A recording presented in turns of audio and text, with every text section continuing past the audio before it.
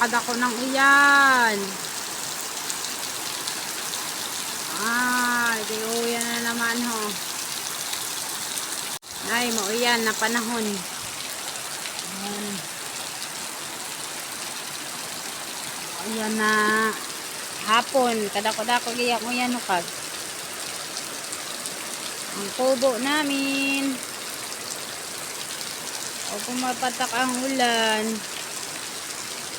Dagko nga o yan.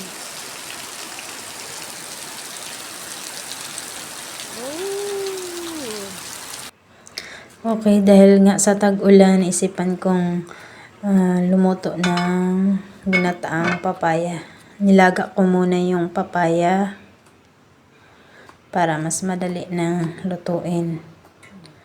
Ayan, magkukudkud nga muna ako ng niyog. Ayan, kinain ko muna yung tubo niya, yung sa loob.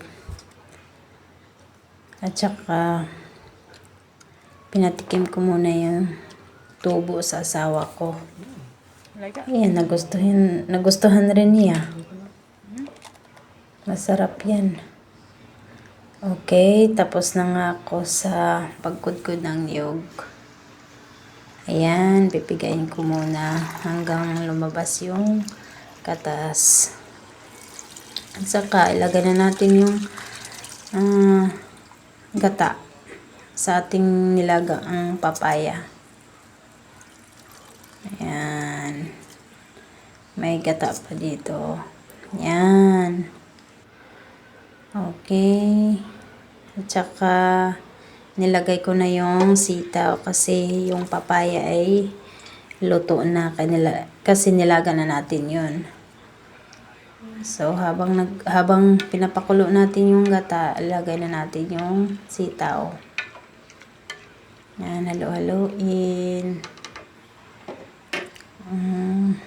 Sarap yan. Yan, lagyan ko na ng asin, pamienta. Always ako naglalagay ng pamienta tuwing may niluluto ako. Yan, halo-haloin.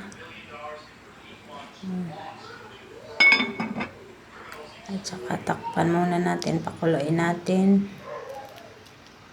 Yan, syempre lagyan natin ng malunggay. Napakasustansya yung malunggay.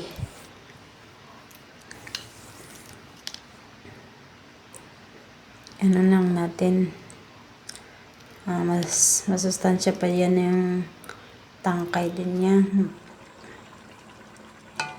Yan, nilagay ko na yung malunggay. Okay. Kasi luto na yung sitaw at saka papaya natin. Yan, at saka mas lalong masarap at mabango, lagyan natin ng lemongrass or tanglad ba.